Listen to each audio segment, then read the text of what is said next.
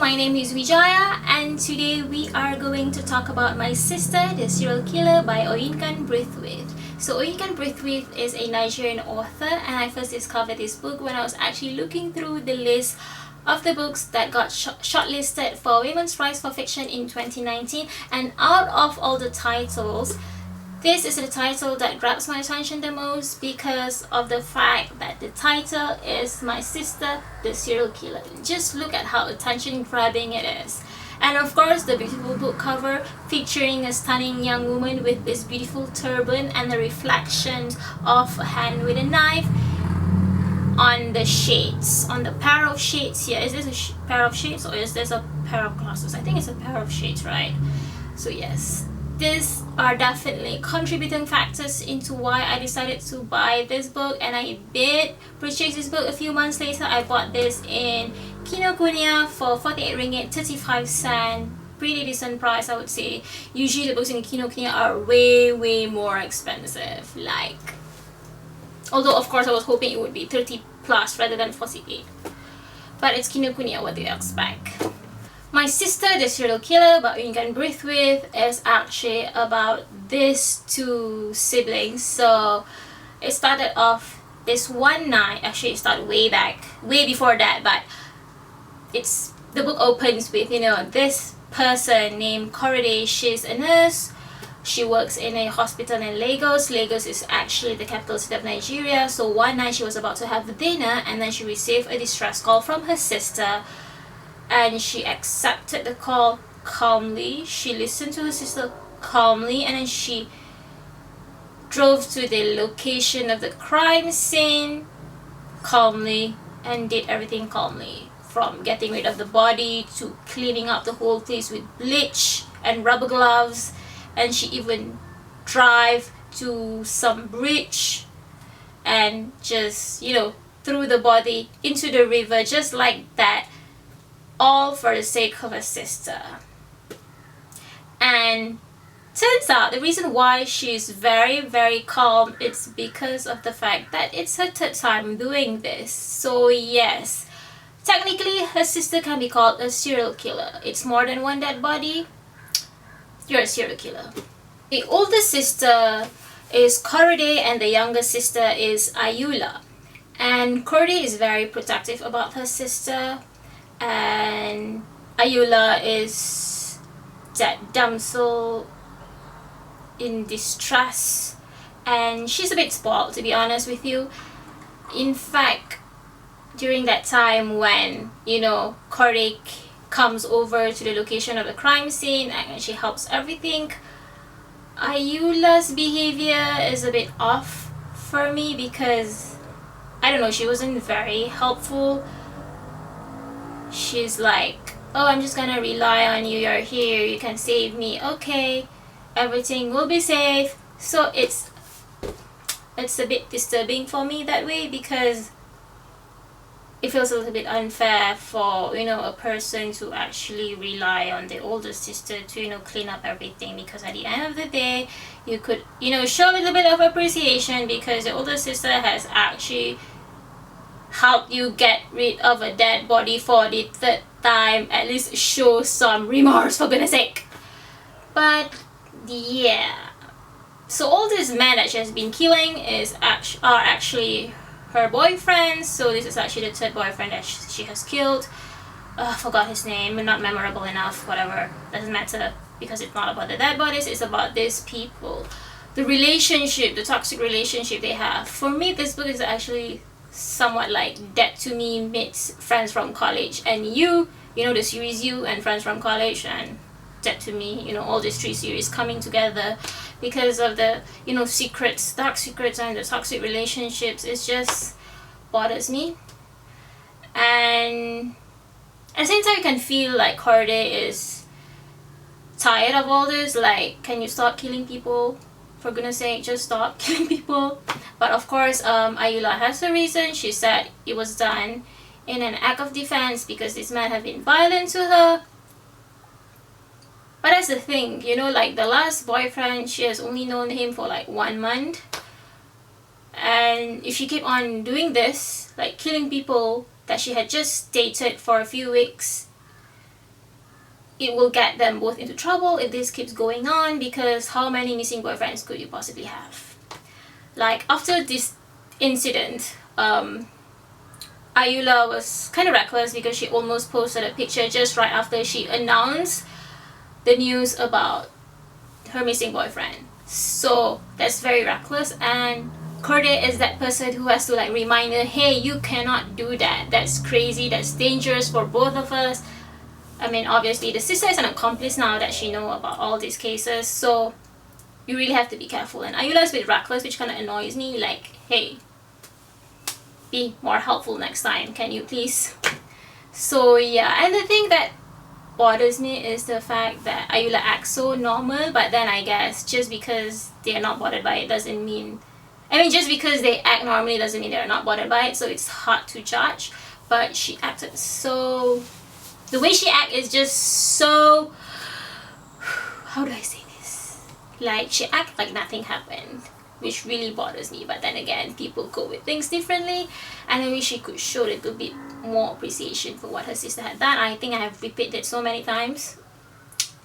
Anyway, after the incident, she actually insisted on having lunch with her sister, so she wanted to have lunch with her sister, and she kept calling her sister Corday to go for lunch.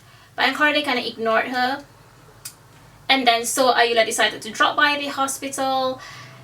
And this is where the tension starts, because Corday has been hiding the fact that she has this young beautiful sister, because you see, Corday is the ugly duckling in the family. It's the plain one. I wouldn't say ugly duckling, but she's just the plain one. And of course, over the years, she has been compared with a younger sister many times, that I cannot understand her decision of not wanting people to know about Ayula. But the thing is, too late, Ayula is in the hospital, and everyone finds out that she has a younger beautiful sister. And one problem I have with this whole book is the fact that it seems like people are incapable of having genuine, sincere friendships. Like, the nurses in the hospital are just so mean to each other. I don't understand why. One nurse had to remark, oh, are you sure you guys are related? And I'm just like fuming over here, like, sis, be nice. Like, is it so hard to be nice to people, especially when it comes to issues like physical looks? Because I think that's very mean. Anyway, that's besides the point. The point is, Ayula is there, and then we discover why Corday is bothered by Ayula's presence. Is because she has a crush on this junior doctor in, I'm not sure whether it's the junior doctor, but the doctor in that hospital, that same hospital. It's her friend, and she has a crush on him, so obviously she doesn't want him to meet Ayula because she's afraid that the doctor would fall for Ayula. But too late, the doctor sees her and asks for a number, and they go out for a date. Few dates, to be honest. Few dates, yes, few dates. They went out for a few dates. And so Corday is really torn because she's like not so sure whether she should let them continue dating, because there is a possibility that this doctor could be the next victim. And so of course she's worried, but then at the same time, doing that, saving the doctor, would mean exposing her sister. So she's really torn, because despite the fact that she's a bit bitter sometimes about how people favor her sister more than her, or how her own mother favor her younger beautiful sister more than her, or how her mother would blame everything on her if she doesn't take care of her sister, she is protective about her sister. She genuinely wants to make sure that the family is protected. So she's really torn about that. And so the story evolves, and we begin to learn about the family's past, the family's backstory that makes them this way. Like, why are they so close-knitted despite their toxic relationship with each other? It involves the father, obviously, but I won't elaborate more on that. You've got to read the book yourself. And the story develops, and Ayula and the doctor continue dating, and of course Corday is heartbroken. One, because she knows that her opportunity to be with the doctor is practically gone. She doesn't know how to warn the doctor about her sister, but at the same time, it's a very thorny situation. So yeah, personally, I don't really like the ending of the book. I love the premise, I love the story, but towards the ending it's just a bit disappointing for me. But I do like how the book has this dark humor all over it, and then how it actually has this minor social commentary about women in general, about the abuses that women have to face, about the fact that there's one scene where Cory almost got in trouble because she didn't wear her seatbelt when she was driving after getting rid of the body. Was it after getting rid of the body? I think it was after she got rid of the body. So she didn't wear her seatbelt, and then she had to pretend she had to pretend to be an uneducated woman because apparently that will help appease the policeman, because policemen or men in general just do not like educated women. So it was very interesting. It kind of shows how the society is like in that particular place, and I think that's a really interesting way of weaving social commentary into the book. Overall, the book is pretty decent. I feel I like the storytelling. I like the way the story is presented. The language used is very simple, which I think is great, especially for non-native speakers who actually just want to read something lighthearted without having to look through the dictionary all the time. So it's great. Some writers can try too hard, but this book is more focused on its storytelling rather than its prose and vocabulary, so don't worry about having to see bombastic words every few paragraphs. This book would be a great start for those who are hesitant to pick a book from the African continent, because this book is quite different in the way it tells the story, even in the story or the theme that it actually touches on. And because I think some people are intimidated by books from the African continent, because the books from this continent can be a bit heavy, because a lot of African authors actually touch on heavy themes like political disturbances, war, poverty, extremism, which can be a little bit intimidating for people who are just looking for a light-hearted read.